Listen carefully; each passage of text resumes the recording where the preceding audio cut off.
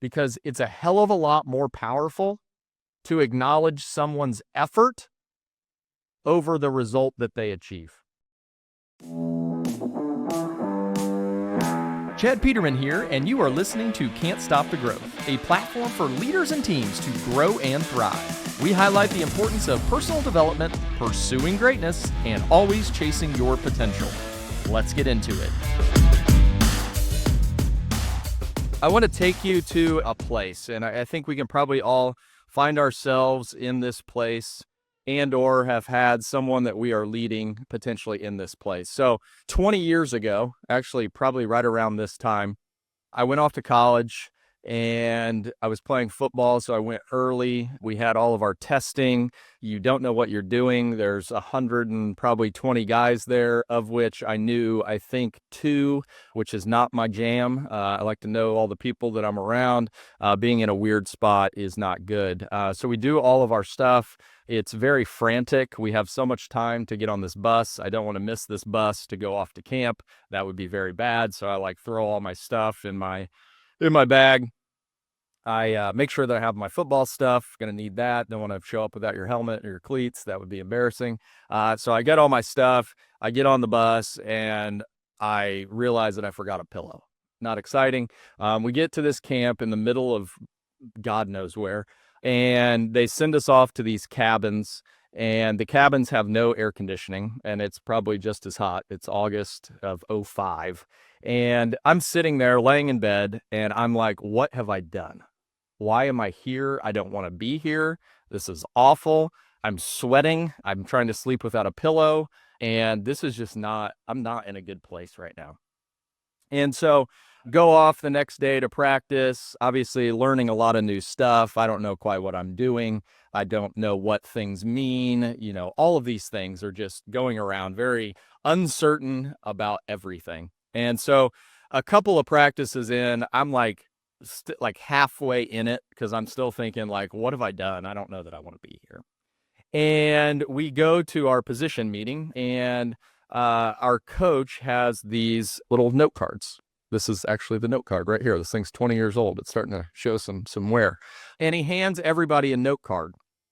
And again, what power can a note card have, right? What does that do for somebody? And what it did for me was really special. And I'll read you what my coach wrote to me. Now, mind you, I'm not all the way bought into this whole thing. I just come from a high school program. We had tremendous success. They want to do it differently. What are you talking about? That's not the way that you do it. You do it like this. As you can imagine, we probably have field professionals where this runs through their head, right? Hey, this isn't the way to do it. I'm halfway in. I don't know what I want to do. What's going to happen? And so on this note card, he writes, you have the intelligence and the talent. You know what we ask and why we ask it. You work hard. You don't realize how valuable you are.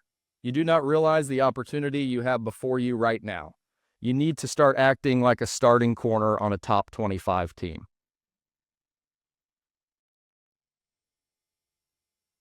And I read that, and there's a reason why I still have it today. There's a reason why any chance I get, I make sure to text this coach and let him know the impact that he not only had on me, but that he has on all of you. You've never met this guy. He lives in Florida. You may never meet him, but just know that he has an impact on you because of what he said to me as an 18-year-old kid. From that point forward, I was a new person. I was totally bought in. I would have ran through a wall for this guy, still would, because he believed in me. He saw what I couldn't see, that this was a valuable opportunity and that I could do it. How do we work to generate appreciation with the people that we lead? And that's what we're going to talk about today. The power of showing appreciation and gratitude towards others. It's one of the more powerful things that we can do as leaders, maybe the most powerful. You don't have to be the smartest in the room. You don't have to be the most technically savvy. You don't have to have all the damn answers. But when it comes to expressing gratitude and showing your team how much they matter, that is what drives people forward. And so today we're going to look at defining what is appreciation. How do we deliver it effectively? Why do we want to deliver it effectively? And then why sometimes do we resist giving appreciation? So when we think about appreciation, I'm sure we all can define it, right? We probably all said to someone, thank you. We've probably all said, really appreciate what you've done, appreciate your effort, whatever it is. But when we think about this, what does it mean to live in appreciation? To live in gratitude? Not just, this is something on my to-do list. I need to tell Billy he did a good job. What does it mean to live? What does it mean to be fully open to not only giving it, but being able to receive it? And then the contrast to that, the mindset that we want to break out of, when we talk about above the line and below the line, that below the line mentality is feeling entitled, expecting acknowledgement, having resentment when it doesn't come and you expect it. For me personally, the one thing I crave is validation. And typically, that's from my dad. He started this thing. All I want to do is prove that we can build something, on top of what he did to continue on his legacy. Well, many of you know me far better than you know him, but the Peterman family, not real great at showing appreciation. Not real great at all.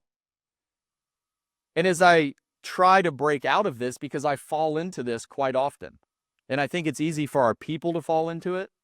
Like, I can't believe they didn't tell me I did a good job. Did anybody see what I did? And what does that do? It prevents us from wanting to give it. But what I have learned is that the best way to overcome those feelings is to give in abundance,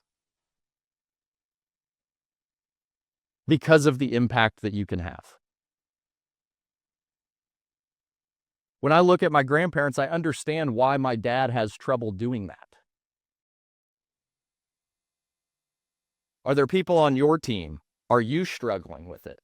Whatever that may be, there's probably a reason of how you were raised as to how you communicate out to the world. What I'm telling you is you can break through that. Will those feelings be there? 100%. They still are for me. But now when I confront those feelings, I know the fix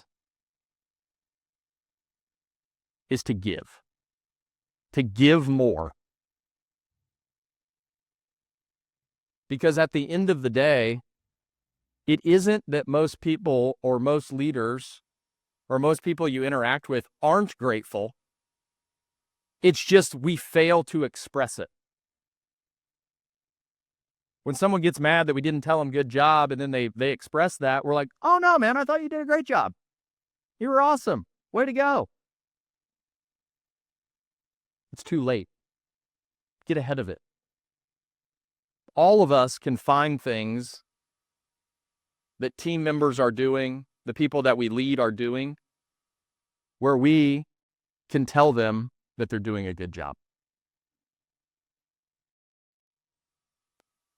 Now, why would we resist appreciation? We talked about that, like maybe if we're not getting it. But have we ever said to ourselves, well, it wasn't that great?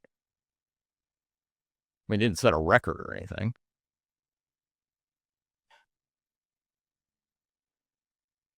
Well, they didn't really do that. That was someone else. That was someone else doing that work. Or comparing it to something. We have paths to progression. If they don't hit those metrics, did they do a good or a bad job? Have we ever looked at how much they're improving? The metric is the ideal. But shouldn't we show appreciation for people that are continuing to improve? People that are working at it? People that are giving effort? I think we should. Because it's a hell of a lot more powerful to acknowledge someone's effort over the result that they achieve. I mean, think about it. Would you rather have someone on your team who supposedly knows it all, or someone who will give more effort than anybody? I can work with effort. We can teach you all the little ins and outs of what to do and how to do it. But 90% of the battle is just showing up and getting ready to work. So who are those people on your team that may not be your best plumber, your best installer? But what could a note card do to them? Could they be your best in short order? By simply expressing to them how grateful you are to have them on the team. How grateful you are that they put in so much effort. Don't let ideals and standards and comparisons get in the way of expressing your appreciation. Now, the most important thing is when expressing appreciation, sometimes it can get lost, right? The goal is not to just, hey, I'm going to tell this guy good job every single day. The meaning is going to get lost, right? If you say it too often and it's not sincere, then the meaning can get lost. And so what I want to talk about now is kind of what the book talks about is the 4 elements of appreciation, like how to do it effectively. So the first one is sincerity. It has to feel real, right? It can't just be, well, I think he said good job to everybody. That was awesome.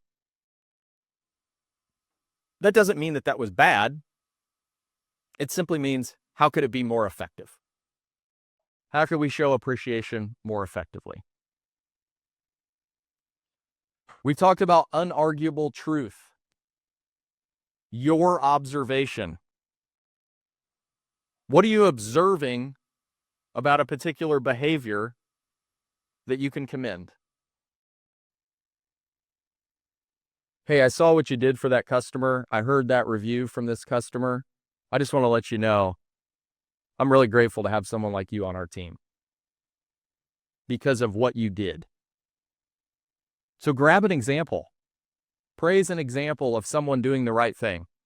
Hey, I noticed you've been struggling with giving 6 options, but I noticed on all your calls yesterday, you were 100% on 6 options.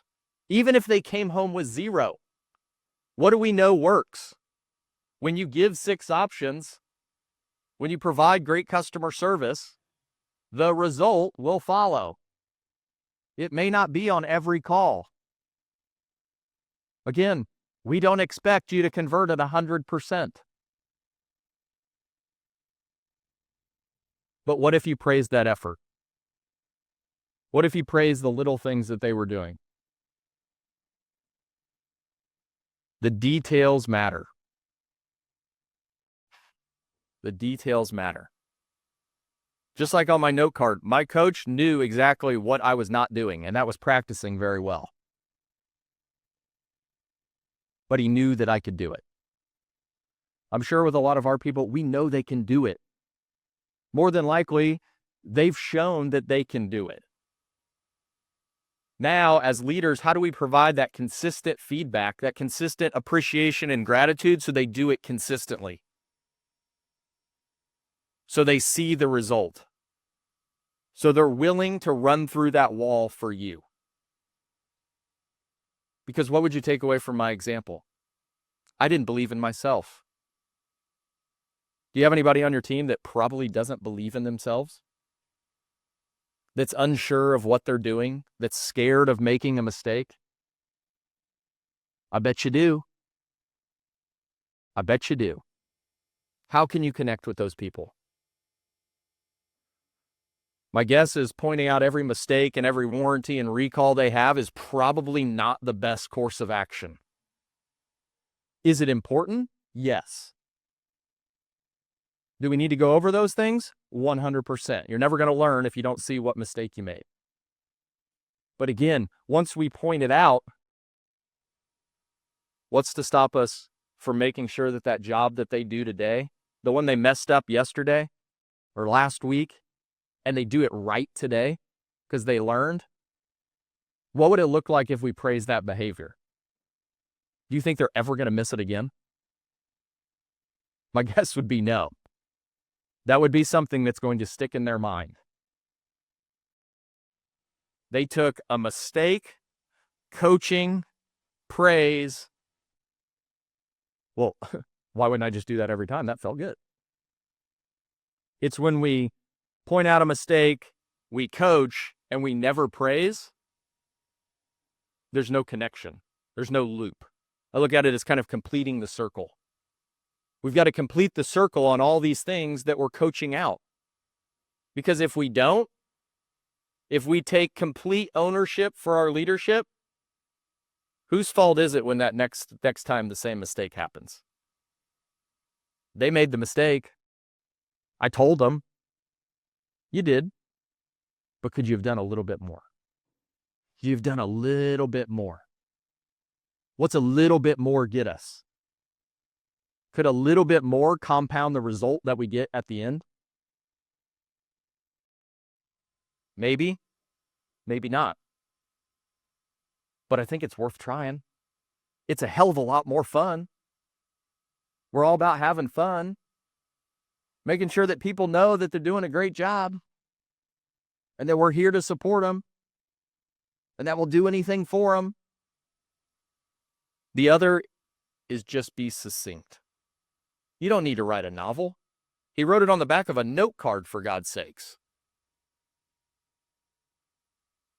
To a kid who didn't even know if he wanted to do it. And literally 12 hours later, was having the best practice maybe of his career. I didn't all of a sudden get better overnight. I had the belief that I could freaking do it. I knew I could do it. But I was just a little bit scared. And what I needed was a great leader to come into my life. And that's what you have the opportunity to do. You have the opportunity to walk into the lives of the people that you lead every day and potentially not only change their life, but change a whole lot more in the same vein. I talked to him not too long ago and I said, hey, I just want to let you know, there's roughly 500 people that get a paycheck, and you had a part in that. It was a Friday. I texted him that. Because he did. He made me a believer in giving appreciation and gratitude. He shaped who I was.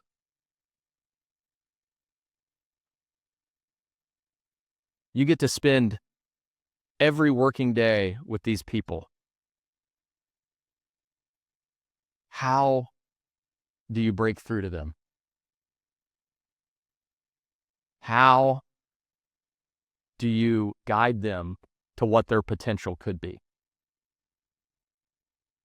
If you had to rank everybody on your team and put a line at where their potential is and where they are, how do you take them there? Because a lot of the times, why we all look for leaders in our life is because we can't do it alone. We can't do it alone. So how do we put out a hand and show our appreciation for those that we work with? What impact will that have? What impact will that have on you? I start every morning, as I've told you many a times, by writing to my kids. I start off that by writing down 3 things I'm grateful for. The air I breathe, my wife, my kids, ability to build something really special, whatever it is. What I've said before, when you're in a state of gratitude, it's impossible to be mad. Try it if you think I'm kidding. Try writing down 3 things that you're grateful for and try to be mad at the same time. If you can do it, good for you. That's another talk. But I think it's really hard to do. I'm telling you. So how do we foster that culture of gratitude within our department? How do we give more of it? We're already giving a lot. That's why we have what we have. If everybody was an asshole around here, we wouldn't have this. It'd be me and maybe another person talking. We've built something so special. Now, how do we take it to that next level? And to me, gratitude, giving it, if you're not familiar with it, if it's hard to do, if you're not sure how to do it, just try it. What can it hurt? It won't hurt anything, is the answer. It will only help. And it will impact you just as much as it will impact the others. And think about who you are. How do you show up if you're in a state of gratitude? What's that look like? What's that not only look like for the people that you lead, what's that look like for your families? That's where the impact starts to compound. Because when you practice this and you begin to get in this state, all of a sudden, wherever you go is a good place to be. What do we say about leadership? It's influence. Nothing more, nothing less. People of influence are extremely, extremely passionate about giving appreciation, about expressing that gratitude. And I know it can be hard sometimes, but I'm fairly certain you can find something that someone's doing really well.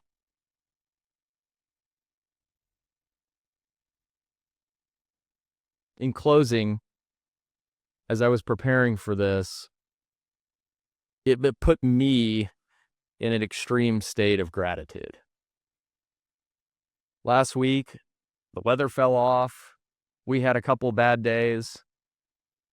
And instead of sulking, instead of, oh my God, the sky is falling, the whole group got together and came up with a plan and figured out, how are we going to pull this off? We know we can do it. How are we going to pull it off? And a bunch of smart people got in a room and came up with a plan and started executing yesterday. And we're going to do it again today and tomorrow and the next day and the next day.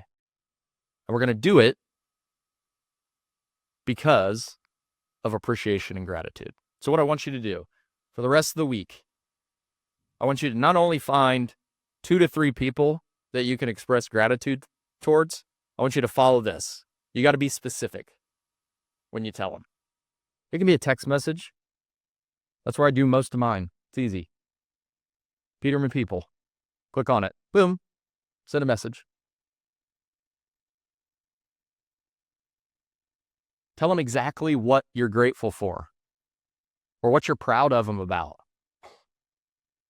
or how they've made an improvement, and we're going to keep making more improvements, and what help do you need? Let me know. Find those people. Just try it. For the next 4 days, make that a piece of your routine. I encourage you also to start your day with writing down what you're grateful for. Don't just think about it. Literally write it on a piece of paper. It takes literally 30 seconds. But just try it and look at it throughout the day to understand that the day may get tough. We may run into odd situations or, customers who are upset or whatever it is, but always be grounded in gratitude because we all are very special. We all have an immense opportunity. We all have a ton of things to be grateful for. Thanks for tuning in. If you'd like to connect with me personally, you can find me at chadmpeterman.com. To see what our team's up to, you can visit petermanbros.com. Don't forget to check out the YouTube channel and consider joining the CSTG Arena. As always, keep growing out there.